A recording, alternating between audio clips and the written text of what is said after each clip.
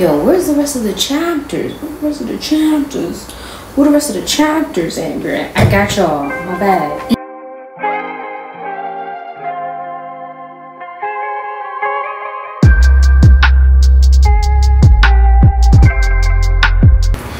Hey y'all, welcome back to my channel. I know, where the rest of the chapters? I know, my bad. My bad. It's been 4 months since the last time I read from The Blackman's Guide to Understanding the Black Woman by Shahrazad Ali.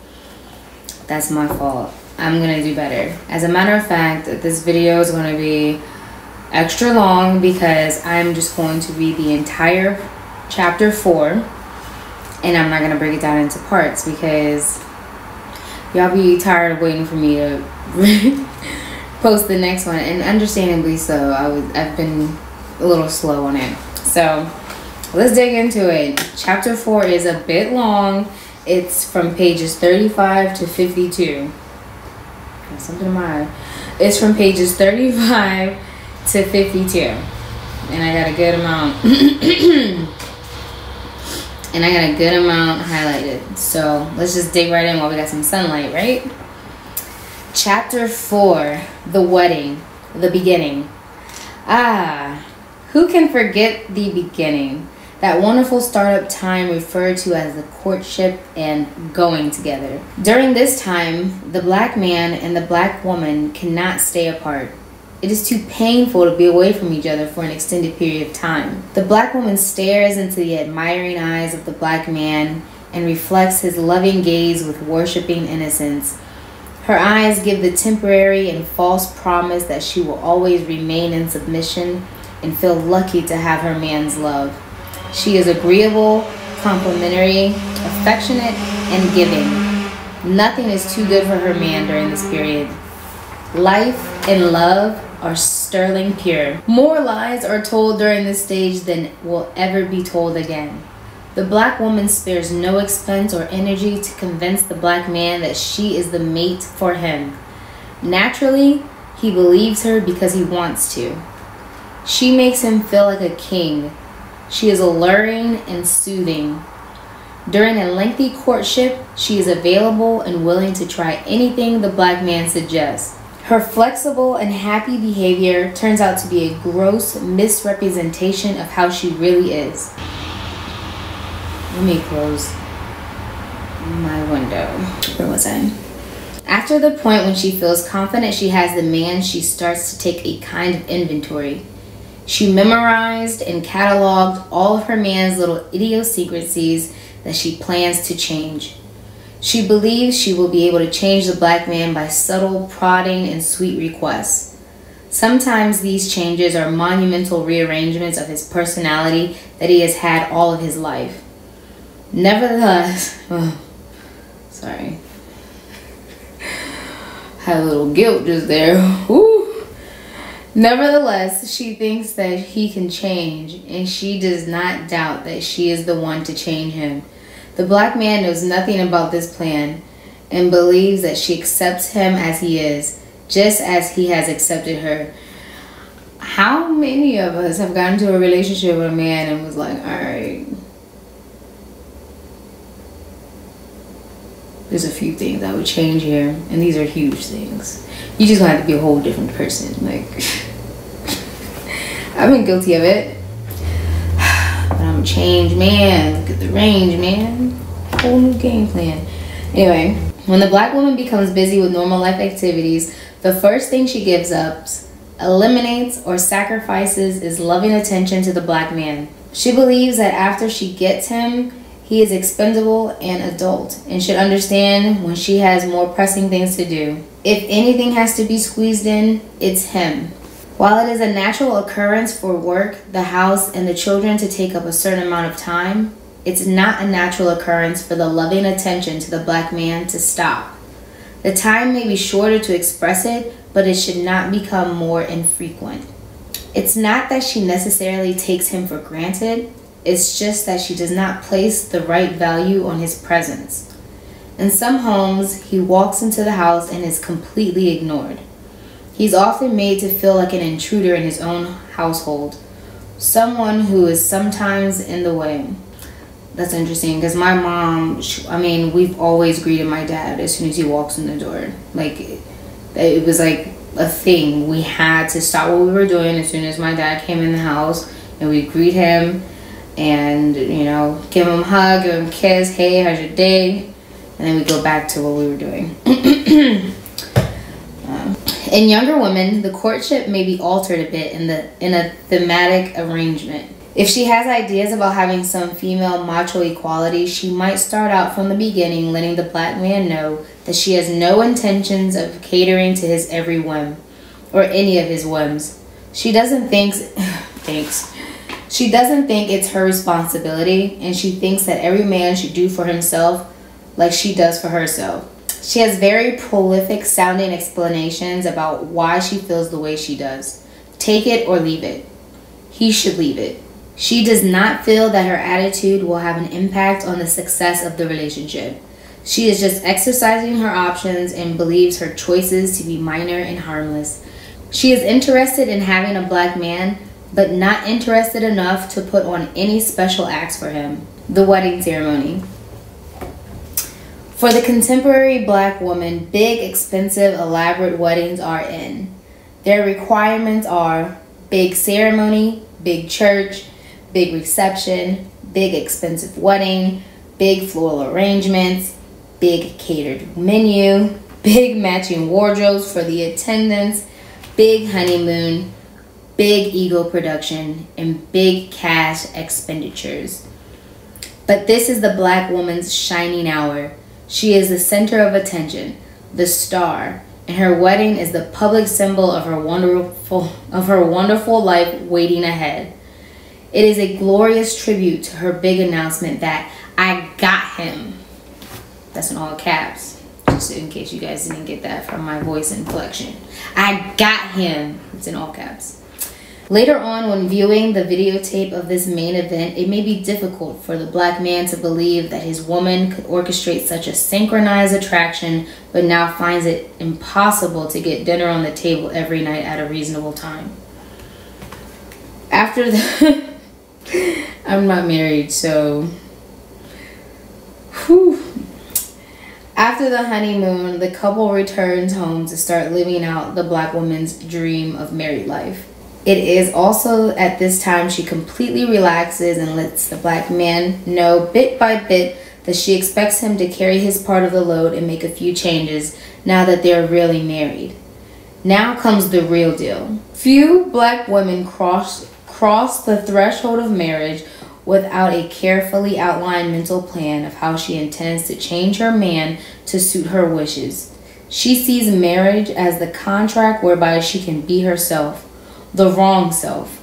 She believes that the only way to maintain control of her life is to maintain control of her man. This control starts by trying to keep up with him, to know his whereabouts at all times. Often she'll ask questions about where he's been, and then sneakily ask him the same question at another time to see if he'll give the same response.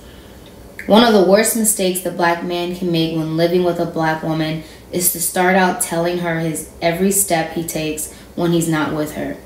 The first time she tricks him into answering, she will expect an explanation from then on. The reasons she uses to pry into his comings and goings are: 1. I worry about you. You could at least call. 2. You ask me where I go. 3. Because I have a right to know. I'm your wife or woman. 4. Somebody was looking for you. 5. So I'll know what's going on or what's happening. 6. Because I just want to know. Certainly, if the black man desires to inform the black woman of his whereabouts, he can do so. But the problem in trying to comply with her slanted curiosity, which is really interrogation, is that the black man can never be sure of which point in the disposition he will give the wrong answer and put her in a mental hell that may last for days. Her questions represent distrust and insecurity. Although she won't admit it, her position is that if you ain't with me or a crowd of witnesses, then you must be doing something wrong. Or, if you ain't with me, then you must be with somebody else.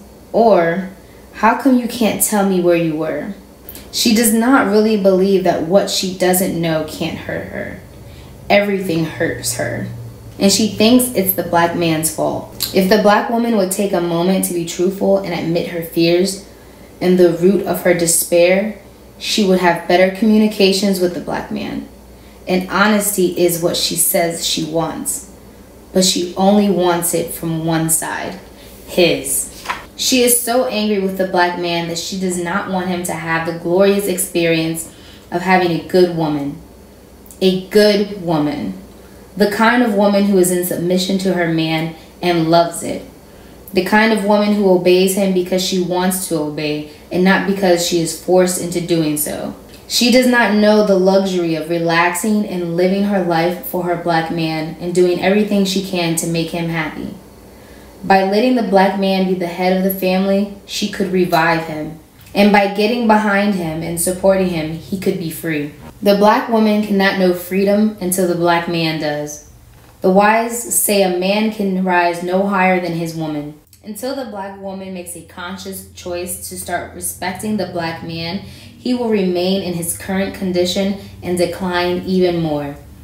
Some black women say they are satisfied with the status quo of their relationships and wouldn't have it any other way. They are lying. When the black woman accepts her rightful place as the queen of the universe and mother of civilization, the black man will regenerate his powers that have been lost to him for over 400 years directly. The white man clearly understands that the preservation of the family order is what allows him to rule the world. This fact is not hidden knowledge. The ceremony.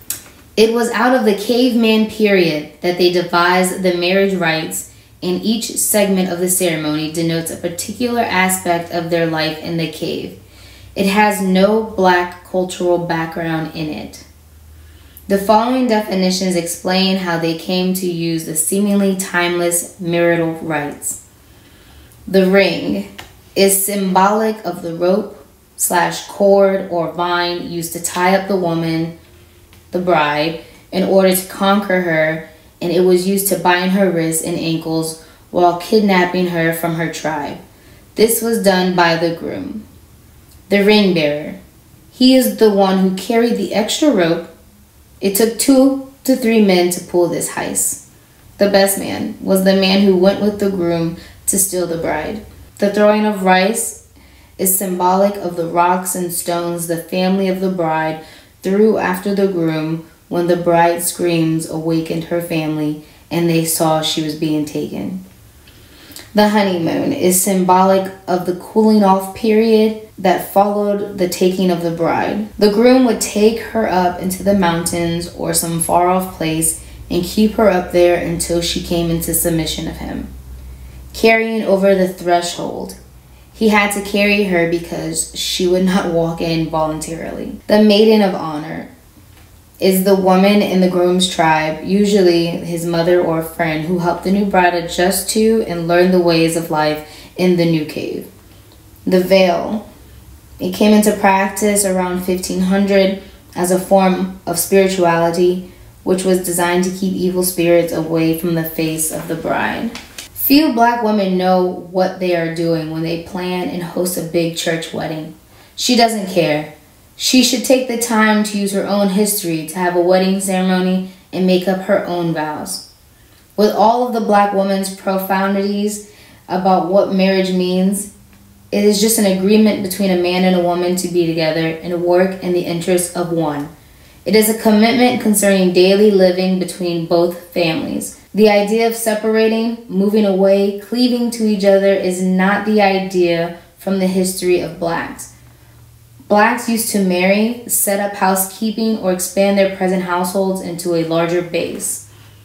Family ties were very strong, and it was not necessary for the man and the woman to give up either of their families just so they could be together. The extended family ties were kept intact.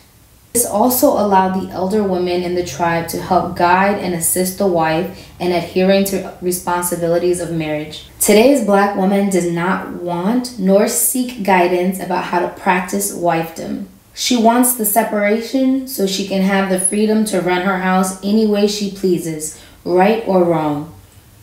She rarely takes instruction about how to do this. She relies on the various electronic and paper media to guide her along the marriage trail. When she reaches bumps in the road, she seeks out the advice of her peers, who are also failing at the job of being a good Black woman to a Black man. When the Black woman commences to anticipate marriage, she may make widespread changes, which are a trick. All of a sudden, she may get real wifey. She'll cook homemade meals, clean the house a lot, and perform any other feat designed to impress the Black man into recognizing her as a good woman who can perform the necessary duties. This short period I'm sorry. Yo, she is reading people for filth. This is hilarious. I'm sorry. This is serious. But it's just funny how it's so applicable to these times, this day and age, and just how many times we hear this from people, from men. Okay, anyway. This short period in which the Black woman makes heaven for the Black man proves that she knows how, but she does the right things for the wrong reasons. Her motivation is treachery and therefore short-lived. When the Black man realizes he is not only being neglected but nearly ignored, the good sister may go to Nut City and appear baffled. She doesn't know what he means. Then she explains in great detail why things have changed. She sometimes gives him a choice between what duties he wishes her to perform, since she can't do both. This is wrong. The Black man has every right to expect and solicit the Black woman to perform her wifely duties to him and the family. The Black man and the family, including the house, must have first priority. The Black woman who believes themselves to be so modern as to dismiss the home as a place to bathe and change are suffering from a misunderstanding. The misunderstanding is that they must change with the trends instead of creating the trend that serves them best and protects the Black nation. Any Black woman who is not concerned with the Black nation as a whole does not deserve to have a Black man. Whew. Yeah. That's true though. You can't say you are for the Black nation, for Black people, if you're not for Black families. If you're not for the unification of Black families, you know? The good wife syndrome. When the Black woman starts out trying to do right regarding her man, her home, and her family, she has a very difficult time with the personal anguish she suffers from the ridicule from other Black women. They tease and mock her for trying to fulfill her rightful obligations to her family. Being a good wife is considered dull and outdated by the modern Black woman. Other Black women will tell the good wife, 1, you're a fool for working all day and cooking all night. He'll eat if he gets hungry. 2, why don't you tell him to cook dinner? He gets home before you do. 3, you're a fool to give him all your money. You worked for it. You got a right to spend it on whatever you want to. 4, I wouldn't take it. 5, girl, you ain't a slave. 6, why don't you go on to this party with us this weekend? 7, it may be for some people, but it's not for me. I just ain't cut out for it. 8, God ain't made the man I do all that for. 9, you ought to just tell him that you ain't gonna do it. 10, girl, I used to do that, but I got hip. 11, you have to train a man to do what you want him to do. 12, it's not fair for him to expect you to do all of that.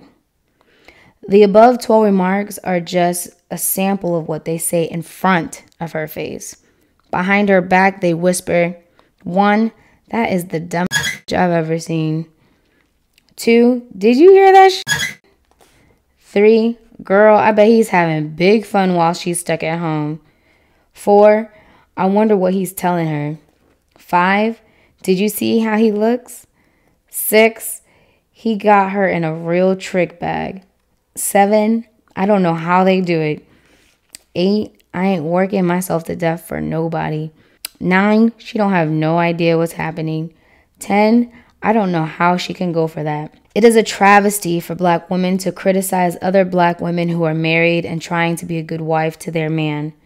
Being married and doing the right thing is looked upon as ignorant and old-timey. Any woman who deprives herself of the absolute thrill of serving and taking care of a Black man is depriving herself of a special award. The look of peace and satisfaction on the contented face of a Black man has no equal. There is no better heaven for the Black man than to have his woman in order. A Black man who has a supportive woman feels good to go out to work, and his day is productive if he is at peace with his woman. A Black man who sees his woman trying to please him will do everything he can to try to please her. He will make a good husband and father if given the chance. A man is proud of a good woman and a good home, and it gives him the incentive and confidence to be successful, no matter what the odds are out there. The Black man cannot pattern his life in such a way as to have time or memory to constantly remind the Black woman that he loves her. Love is not a sentence, it is a demonstration. If the Black woman doubts that her man loves her, the doubt grows. It does not matter after that what the man tries to do or what he says, she will remain unhappy. The Black woman's natural instincts have become so polluted and distorted that she has rejected the plan that works for the one that fails. She is on the wrong path and insists on stumbling on. The genetic psychological damage done to Blacks in slavery has been forgotten as lightweight action that's over and past. It is much more serious and long-lasting than that. It has caused the people to be morally estranged from their past. A big degree, a big job, a big car, and a big bank account does not compete with a big, beautiful Black man. No way, no day. The Black man has allowed himself to be devalued by Black women who rank among the most confused species of humanhood on the planet Earth. Yes, times are moving fast, it seems, and the Black woman's previous steady and sturdy values have evaporated into the storm of American social politics. The Black woman has attempted to grow and evolve like the white woman, except their history is not the same.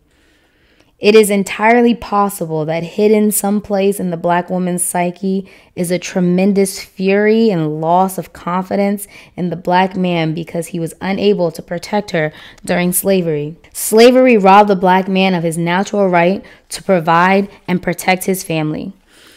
Of course, there was nothing he can do.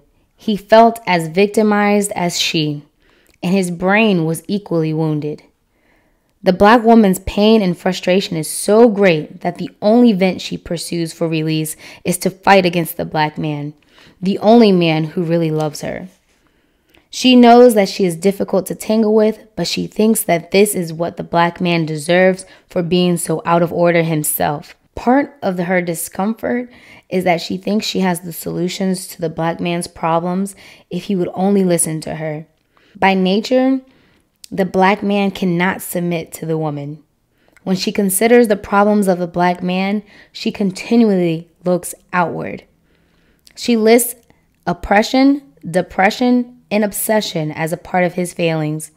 She compiles lists filled with topics such as joblessness, lack of political clout, lack of historical knowledge, poor education, missing father image, and a host of other external mishaps that result in the Black man being disenfranchised. It never occurs to her to look internally at herself and see what her role is in the Black man's plight. If and when she does examine herself, she comes out clean. She can find no fallacy in her that helps keep the Black man down. Confidentiality and trust. If the Black man has any special information he tells his woman in confidence, you can be sure that her best friend or her family members know too. She takes a special glee in letting her families know the most intimate details and secrets, even his antics in bed, and anything else of a personal and confidential nature. No black woman ever tells another black woman that she is wrong to tell her business, her man's business, to the public. This process is an agreed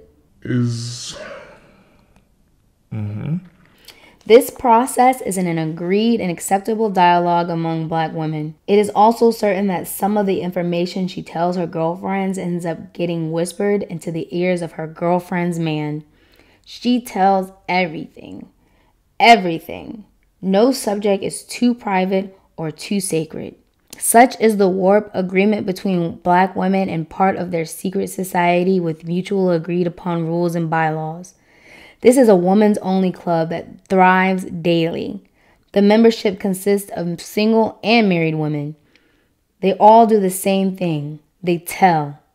Whenever the black woman suspects that her black man has shared their business with another man or his family, she becomes appalled. How could he do such a thing? Black men who tell are looked down upon with special disdain. She thinks that a man is just not supposed to do that. She is a hypocrite. She has become so adept in attacking the black man for whatever she decides is a good reason that she functions as if he is her open enemy, and she packs an arsenal of ammunition to shoot him down at every turn. It is not easy for a black man to be motivated if his woman doubts him, or if their relationship is so stormy that it takes his head and robs him of the ability to concentrate. For some black men, his woman is the only thing that's wrong in his life. She has broken his spirit deep in his heart. Some have developed what appears to be a startling attitude about the black woman being out of order. They have started to accept her disagreeable behavior as the norm and cooperate with her ignorance because he does not think he has an alternative. So many black men have commenced to saying they want a black woman who is 1, financially independent, 2, her own person, 3, can do things on her own and doesn't count on me for everything, 4, who makes her own decisions, 5, is a professional career woman, 6, likes to have a good time without becoming attached. This is not what the black man really wants to see, but he sees no sense in swimming upstream against the apparent current if he wants to have a woman. It is obvious to him that the black woman wants a separate, independent life while claiming she wants peace and unity with the black man. One cannot have separation and unity simultaneously. The real black man does not want a woman who professes any of the 6 aforementioned ideas.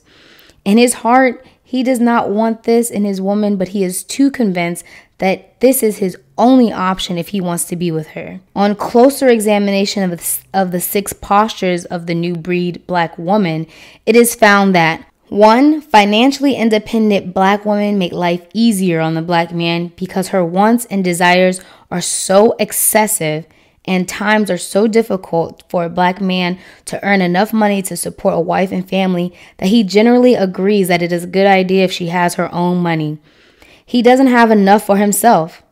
He would much rather be the breadwinner and in charge of the money, but if he has a woman who makes outrageous demands on his wallet, he can't compete.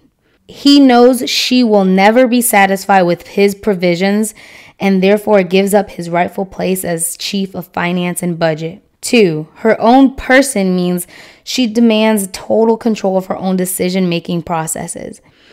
It is part of her hard-earned independence. Anything he tells her to do or any advice he renders comes under careful scrutiny. Many times the black woman will do the direct opposite of what the black man tells her to do just to prove to him that he cannot boss her around. Repetitive rejection leaves him with no alternative but to stand back and let her be her own person. Even if her own person is a fool, he watches her floundering about. 3, can do things on her own and doesn't count on me for everything. This includes her happiness. Since the black woman has proven by her behavior and responses that the black man doesn't know what to do to make her happy, he has nearly given up the desire to do so. He is faced with the mental torment of knowing she rejects his ideas, but that her ideas are impossible for him to execute and fulfill.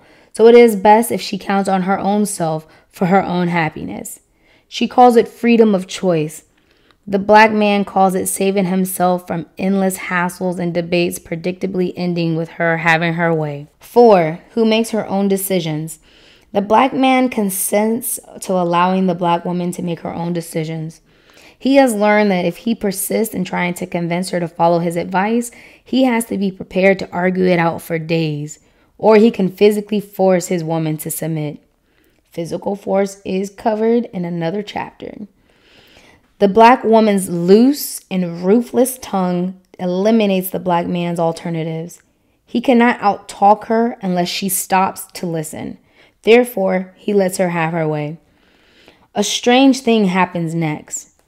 Every time the black woman wins an argument against the black man, she loses further confidence in his ability to handle her because she sees his acquiescence as weakness. All every black woman ever wants is for her black man to tell her what to do, make her do it, and take charge of the situation. The black woman involuntarily wants to be overpowered by the black man, albeit she screams like a banshee while he's doing it. Don't believe her. This is just another contradiction in her ever-changing behavior. She wants to be conquered, and whenever she is conquered, she proudly brags to her friends about the conquest. She wants to lose, but when she pits her will against the will of the black man, he gives in. She believes that if he can't handle her, then surely he cannot handle other outside forces that come against her. She first of all wants to be protected from herself. 5 is a professional career woman. This means she has some type of high-class title and job in some big business company. She dresses in a certain way and talks the language of whatever her job represents. The so-called corporate world, if it's not a black company, is the worst place for the black woman to be because she exhibits the internal conflict of trying to live the impression she gives on her job and live in the real world that exists for her at home or outside the workplace. She, and in making a few dollars more than her often routine job holding counterparts, black men, is geared to compete. Sometimes the competition is so aggressive, she calls it assertive, that the black man experiences the antagonism of being defeated by the black woman in front of the white man. Her independence, strained from her salary and circle of friends, allows the black man the relaxation of not having to worry about her needs. She's on the same track as he, so he relieves himself of the challenge since by the measure she uses is equal. So this is just another situation which permits him to defer dealing with her personal problems due to her insistence on occupational and after-work equality. He knows she will not let him infringe on her highfalutin work decisions, nor the ones she makes at home. So other than sex, he has no responsibility for her. It's simpler, and she knows it. 6, likes to have a good time without becoming attached. Is prided by some black men because it too lets them deal any kind of way he chooses, but avoid the responsibility of dealing with the fallout of the after effects. Black women allegedly have become more careful in their sexual involvements because of the AIDS and herpes scare. But this kind of sexual election only applies if it is a man she is not that fond of. If it is a man she likes and wants to see more of, she still gives up the sex or accepts the one-night stand. Sometimes she does this because she too does not want to make a commitment or have to contend with anything else the black man has other than his body. Her total statement gets reduced to what she transmits in bed. And after that, she may have no further use for him.